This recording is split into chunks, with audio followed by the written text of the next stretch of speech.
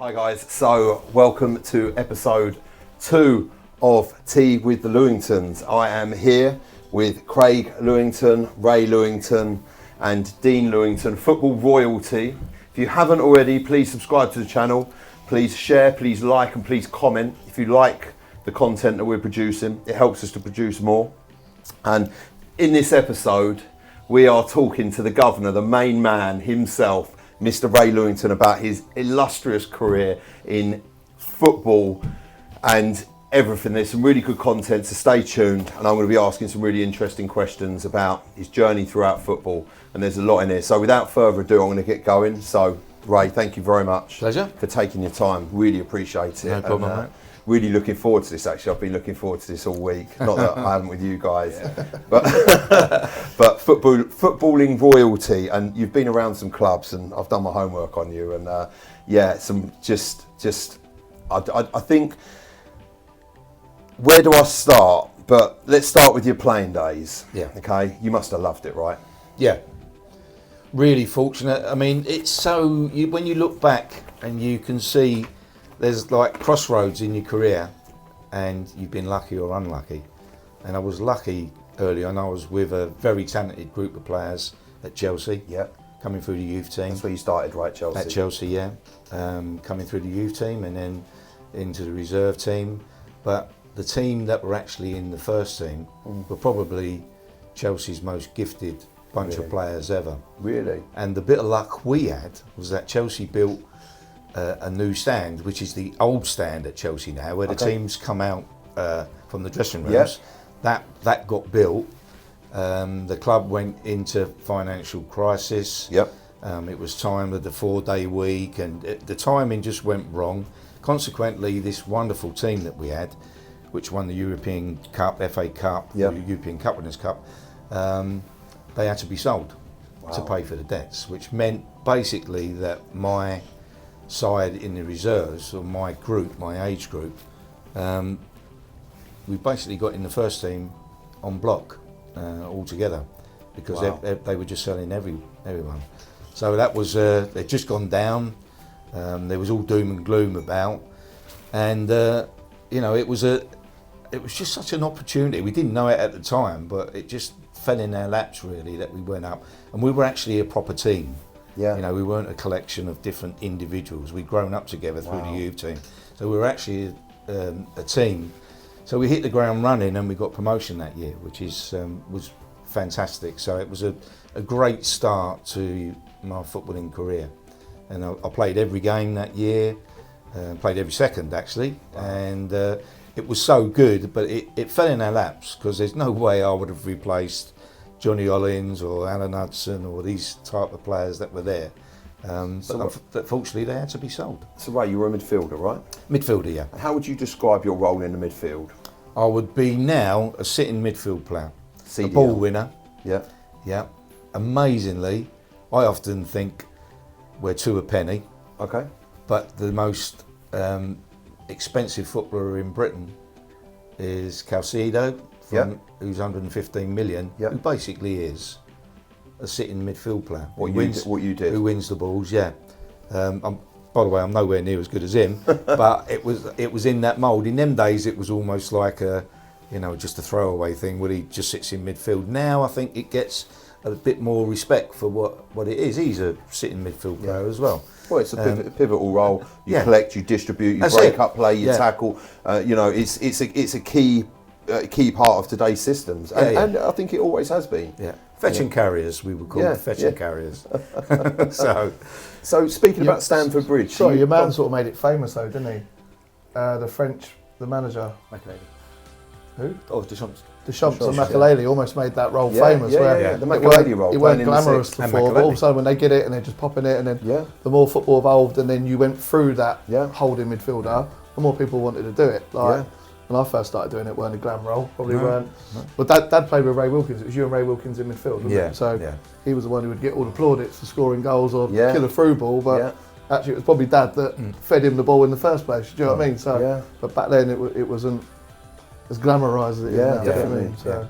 definitely. So what was Stamford Bridge? Like Stamford Bridge is a stadium. We were talking about stadiums in the episode before, and obviously the changes that's gone through. What was it like playing at Stamford Bridge in those days?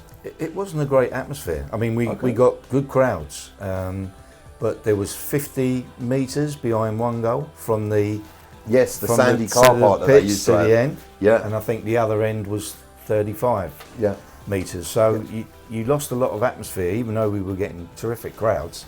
It was only really the new stand that was full most weeks that give the ground its atmosphere, and the pitch was awful.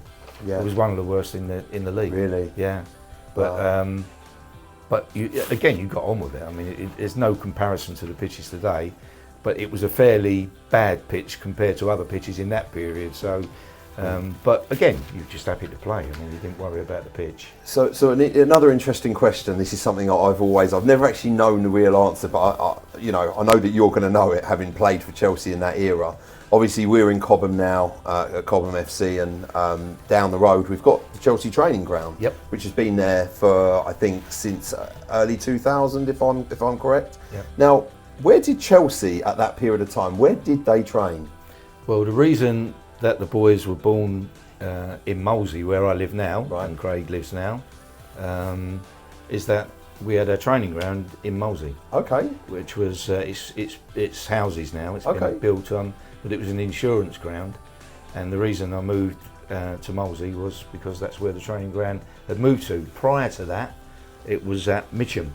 Okay. And when you think ground now, we're Tooting the Mitcham. Tooting the Mitcham's ground in our league. That was Chelsea's training ground. Okay, interesting. Which just consisted of one full pitch, and 3/4 of a pitch and about half a pitch. Okay. And that's all there was there. There was no security. You could go in the night. You could go down and watch the Chelsea train any day you wanted to. Really? Members of the public. And in the evening, there was no security there. You could go and walk across the pitches and do what you want. So it's completely different to the ones that they got now.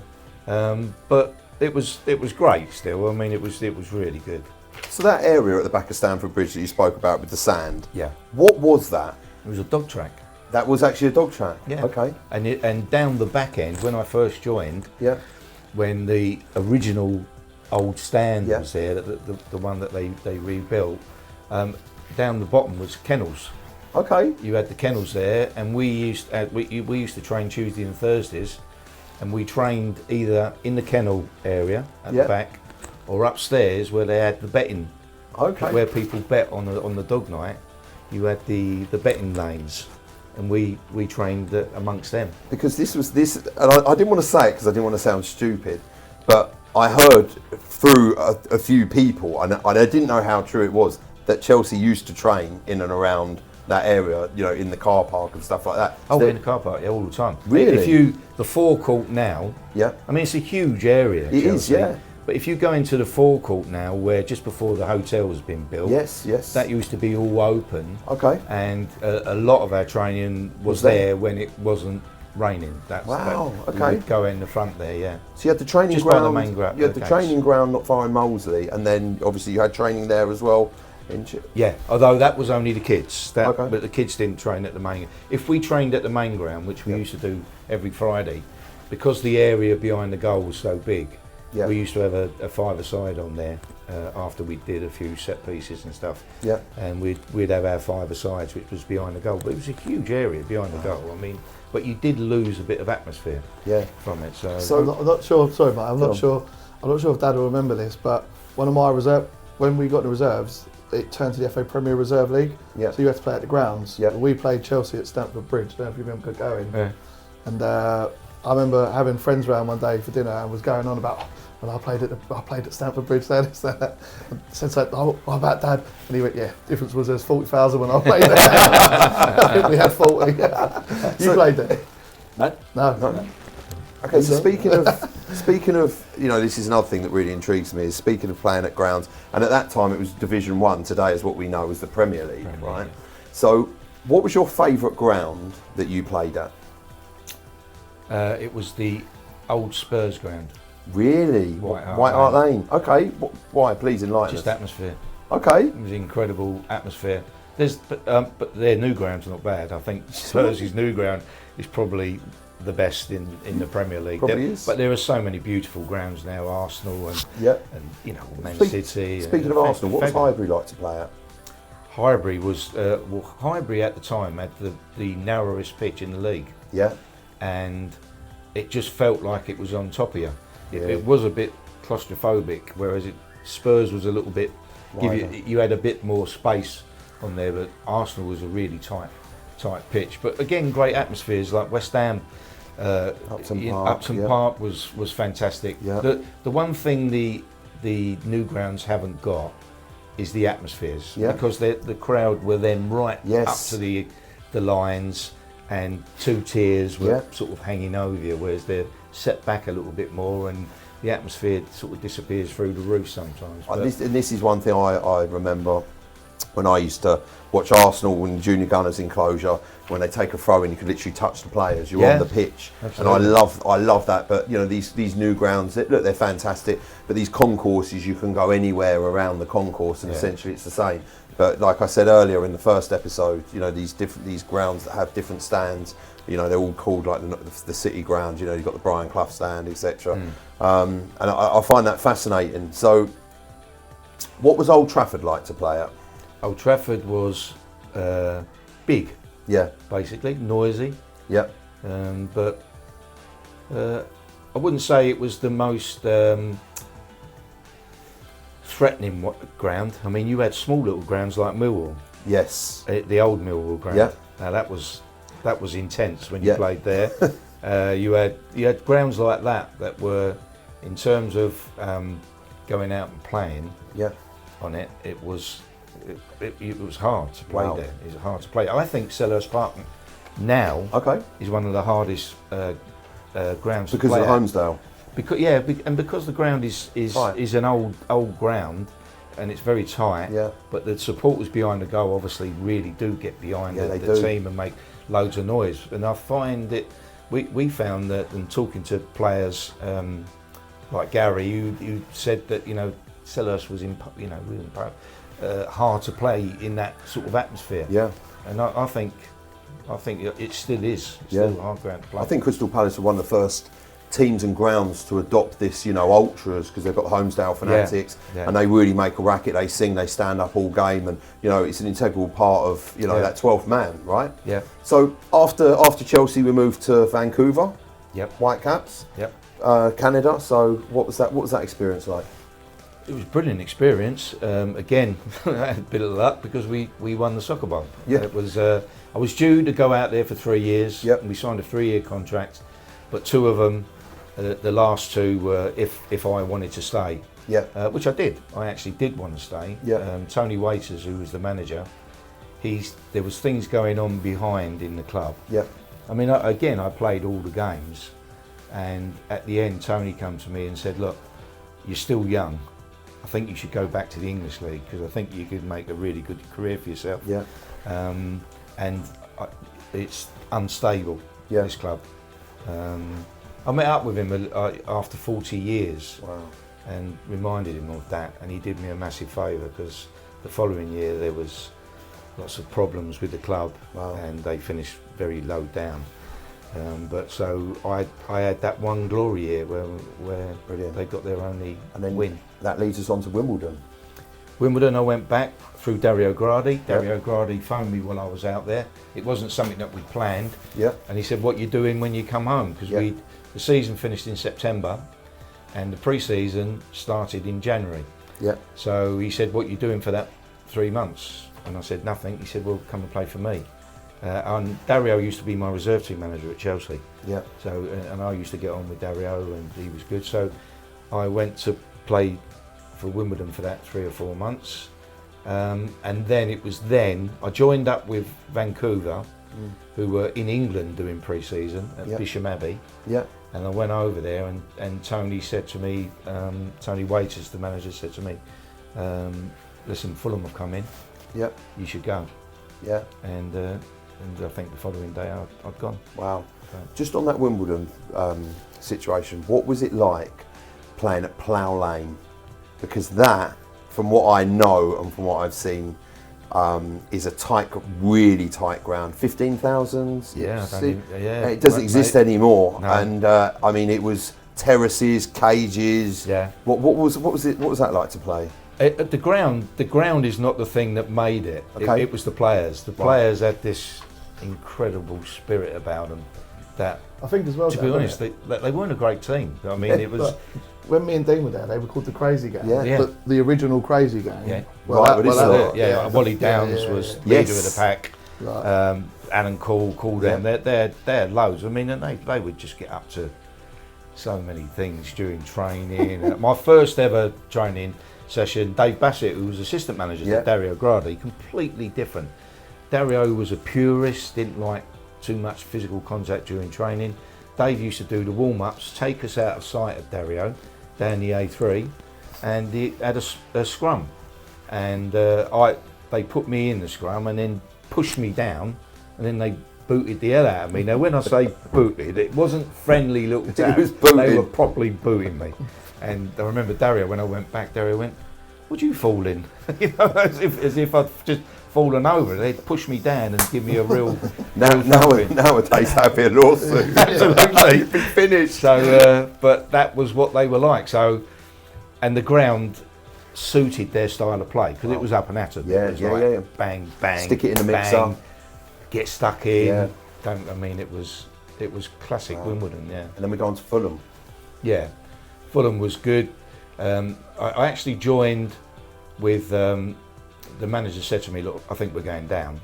I signed on transfer deadline day, and he said, "Look, I can't promise you anything. We'll probably go down this year because we were second from bottom."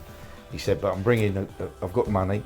I'm bringing in you, a fella called Roger Brown, and there's a few more." He said, "We're going to spend some money, and we're going to try and get back up straight away." So I took a punt. We did go down. The following year we didn't come up. I got injured first game of the season. Wow. And had to have a knee op. It was the first of many. And then it was the following season when we started putting it together, and then we got promoted that year. And the following year in the championship we missed out on the final day of the season. So without sounding stupid or the obvious answers, but could you just run me through what it's like to get relegated? For those that have never been in and around, those that might be watching this, the feelings, the emotions attached to it, and then obviously the promotion, obviously the turning it around, reversing it, the 360. What was that like? I think it softened the blow with Fulham because we almost expected to go down. Yeah. Mathematically, it wasn't impossible to stay up, but realistically, they'd lost too many points at the beginning of the season, so it was difficult. When we didn't get promotion the following year, that was probably, it was more flat than the year before when we went down, because we fully expected to go up, but it just didn't happen. And manager got sacked, Malcolm McDonald took over, and then we become a really good little side. We were a good side. They made the best transfer signing probably ever in a free transfer for Ray Houghton. Wow. From West Ham, who was, I still think he's one of Fulham's best ever players. I think because he was hard working. Yeah. Sometimes they label you just as a hard worker. Yeah. But Ray was incredibly gifted. Wow. I mean, he was a fantastic player. And then went to Sheffield United. Sheffield United lasted a year. Yeah. Mainly because Fulham had come back to me and said, "We want you to be player manager." Wow. And Ray Harford, who was easily the best coach I ever played under or for, he said to me, he said, "I'm telling you, you shouldn't come back because I think the club's going to go that way." And I said, "No, I want to do it. I want to come back." And Sheffield United were really good. They let me go, and I come back. The only thing was, Ray was right. It was a nightmare. What was Bramall Lane like?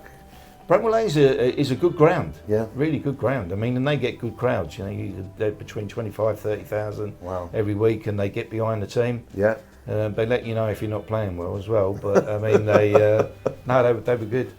It was good ground, good city, good club. Wow, the City of Steel. So then we moved back to Fulham. Yeah. So Well, player manager. And this kicks off the managerial career. Yeah, this was a start, which I don't regret, but if there could have been an easier way, I would have taken it, because first thing Jimmy Hill did when he became chairman was say publicly, I don't believe in player managers. So immediately I thought I was going to get sacked as the manager and just play. But he said, look, you're player manager now, but I don't agree with it. And I committed the ultimate offence. I dropped myself. Wow. And Jimmy Hill wasn't happy with that. Okay. He straight away said, look, because I was the only senior player there, really. All the rest were youngsters. And he said, you're the best player here, and yet you drop yourself. And I said, well, I want to stand back and have a look. And he said, well, that's precisely what I'm saying to you. Yeah. We'd get more with you playing than managing, because you're making mistakes management. And so, which was true, and so it was a really tough, but I survived, and we survived that year, and 2 years later we got in the playoffs, although we lost. But it was good grounding. I mean, Fulham was skint. I mean, we were talking about I was about to say Craig washing the kit. Yeah. I had to bring the kit home. Really? As Fulham manager. Wow. And the bibs, we only had a certain amount of bibs. Ray Wilkins, who was my favourite best friend sort of thing from Chelsea. Wow. He just moved to AC Milan, and he used to phone me every other night. And I said to him, we ain't got no boots. I mean, we literally had no boots, only last year's ones. And he just signed for New Balance. And he got, for a page in the programme, he got the whole club kitted out with boots. Really? Studs, rubbers and flats. Wow. For a page in the programme. Wow. So we got that, but we had no pre-match meals when we went to a match. I remember I took Andy Cole on loan from Arsenal, and I told him that we were leaving at 8:30 to play Preston away. Yeah. And what we do, we get halfway up, stop at the services, get the lads off to have a walk around and stretch their legs. Meanwhile, on the coach, we'd have cereals, and we had a toaster there and toast. That would be their pre-match meal. Then continue the journey, play, and then straight back down. Wow. Well, he couldn't believe it when I told him that we were leaving. He said, well, but why aren't we going overnight? I said, no overnights here. So on that, it must be really hard to play and manage at the same time. Yeah, although, at the time you just get on with it. It was, looking back, Jimmy Hill was right. I would never vote for a player manager. It's too much. Yeah. It's just too much. Yeah, far too much. But that's the way it is. So then we go through, obviously you go to Palace as a caretaker manager. Yeah. Yeah. So, and then we go to Brentford as the manager. Yeah, that was a strange one. I was at Palace. We were in the Premier League, and I had a bad knee injury. It got infected, and I was there. But while I was in hospital, the club got taken over by a new manager.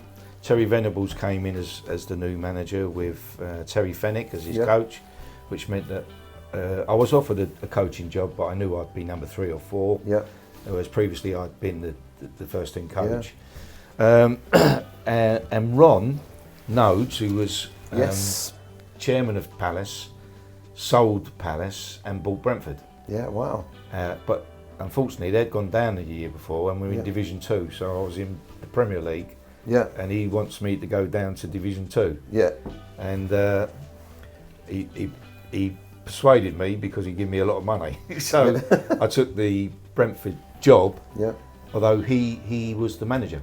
Wow. But he said Monday to Friday, it's yours. Okay. You do what you want. But he picks the team. Yep. He decides who he sells, and he decides who he brings in. So then, and this is interesting. So then we go to Watford, right? And they won the league. Yeah. You won the league. You won the league. Wow. Yeah, they won the league. Okay. Yeah. What was that like? Brilliant. It was because it was Ron. Yeah. You almost knew we were going to win the league because he was one of them lucky people. Wow. And he was an amazing man. I mean, not always the nicest man, but he was sometimes very nice. But he'd be up there, down there, hard to read. But he loved his football. I mean, he loved his football. He would go scouting, and he would go scouting. He'd go up to the, I remember him coming in, say he'd been to Swansea the night before, watching Swansea play whoever, who were in the lower leagues, and so he threw himself into it. I mean, he didn't just play it; he threw himself into it. But I did all the coaching and the half-time. For someone who was so abrupt with the staff, he couldn't talk to players like that, and he didn't even try to do half-time, even though he said he was going to do it. On the first game of the season, he said, "I'm not going to do this. You do it." So he stepped down. So we go on to chairman, right? We're talking about chairman, then we move to Watford. So what was Elton John like as a chairman? Wasn't chairman. Okay. No, the only thing with Elton had disagreement with the chairman at the time, a fellow called Graham Simpson, and had nothing to do with the club. Okay. But on the outside, every manager that's gone in at Watford, Elton rings, and he'd ring me every week, either on a Thursday or Friday. Yeah. He was more informed with the club than about the club than I ever was. He knew things. He was telling me things that I didn't know. But he was from the side. He was a great supporter, and I think he was always there. Dad's wife, obviously me and Dean's mum, her favourite story is go around there for dinner. Yeah, we went round for dinner. Elton John's house. You went round. That's her party piece in the pub. Yeah. Come on in. EJ to her friends, isn't it? It was Luca. It was Luca Vialli who was manager with Ray Wilkins as number 2, and I was on the coaching staff. Right. And we got invited when we went round, even though Elton had nothing to do with the club. He invited us round. So he actually had nothing dinner. to do with the club. He was just involved. No, although he paid for 3 of the stands, I think. Wow. But he didn't like the way the club was being run, so he didn't want nothing to do with them. And we went round his house for dinner with him and David Furnish, his husband, and David's mum and dad. And it was Vialli, me and Ray and our other halves. We went round, and it was a really good night. I mean, it was fantastic. I bet it was. Yeah, it sounds like such a I know. John Luca Vialli, John, you guys running. We used to get. He didn't go. If we was at home like Thursday or Friday, if the phone was to ring, me and Craig sometimes pick it up. Yeah. So you'd be like, obviously we was teenagers at the time, we were like 14, 16 perhaps. Yeah. Like, all right, and he was just like, "Hello, is that Ray?" And he'd be like, "No." "Hi, it's Elton. Can you pass on to your dad, please?" And then like, kind of phone Dad. Elton John's on the phone. Dad, yeah, Elton's on the phone again. I used to say, "Tell him I'm busy." Just casually. So do you still get a Christmas card? No, I don't. No, I think once you're sacked, that's it. You're out. You're off the Christmas card list. But he was very supportive when we had a boy on loan, Jimmy Davis from Man United, who sadly died in a car crash. And Elton actually paid personally for a replacement. He phoned me up and he said, "Listen, how are you going to replace him?" I said, "Well, I don't know." I said, "The club have got no money." Yeah. And he personally he ring-fenced a sum of money for the player's transfer fee and a 3-year contract. He ring-fenced and put that into the club. Wow. So then you link up with Roy Hodgson at Fulham. Yeah, which is basically when probably my life changed for the best. Yeah. I knew Roy. Roy used to come and watch Chelsea train because the Chelsea manager was a fellow called Dave Sexton, who was probably the first of the English coaches to coach more like they did abroad, and cut down the phases of play in games. He didn't just do the same thing all the time, and was really inventive, and it attracted all the up and coming coaches, of which Roy was one. So got to know Roy briefly. He actually marked my badge when I took my badge, prelim badge. Wow. He was the one who marked it and passed me. But then when we met, we had met each other, but we didn't know each other really. And the first thing he said, "Listen, I'm not going to bring anyone in. Me, you, and Mick Kelly." Wow.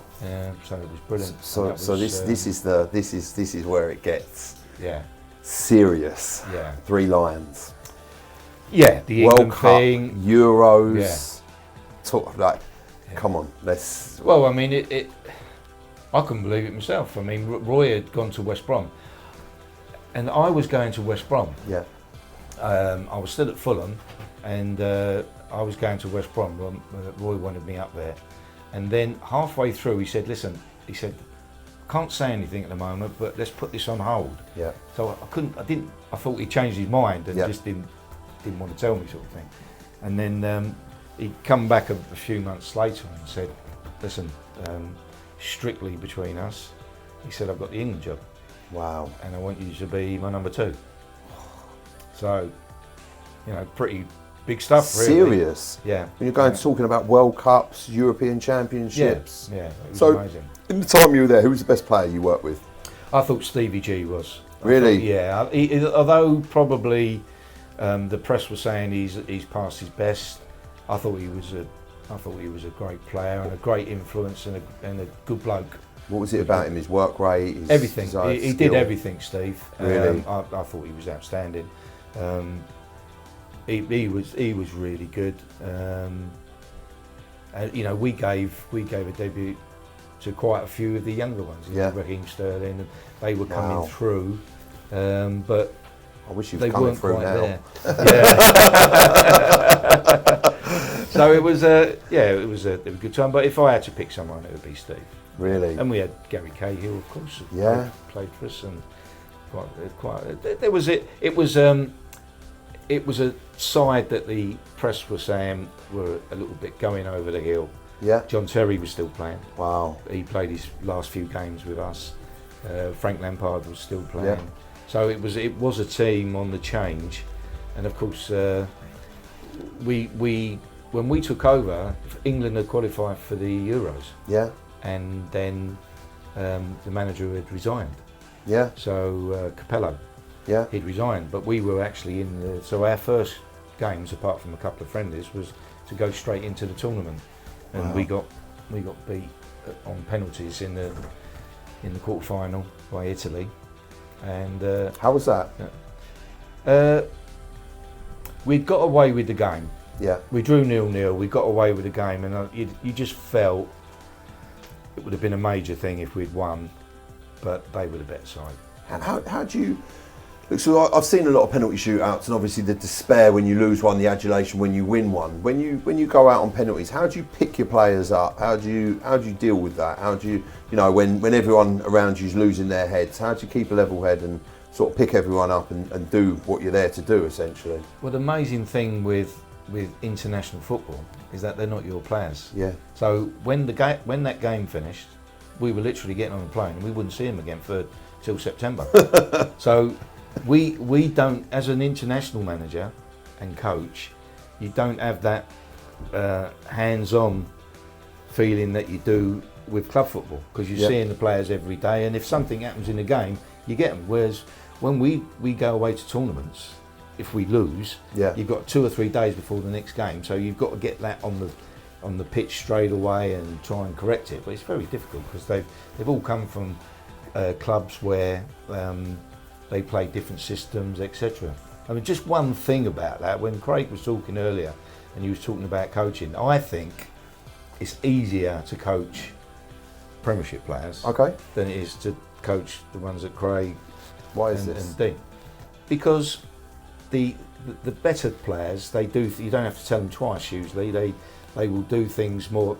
Now that's not strictly true, because you do have to keep doing it, but the lower the players, they find it hard to stick to one thing, and so you're constantly going back over the same stuff. So I think it's a lot easier at the top end than the bottom end, in purely from a coaching point of view. Because of ability. The obviously drawback is that you're playing against better players every week, but it is when you're setting out your team, pretty much they're going to stick to it, and be able to stick to it.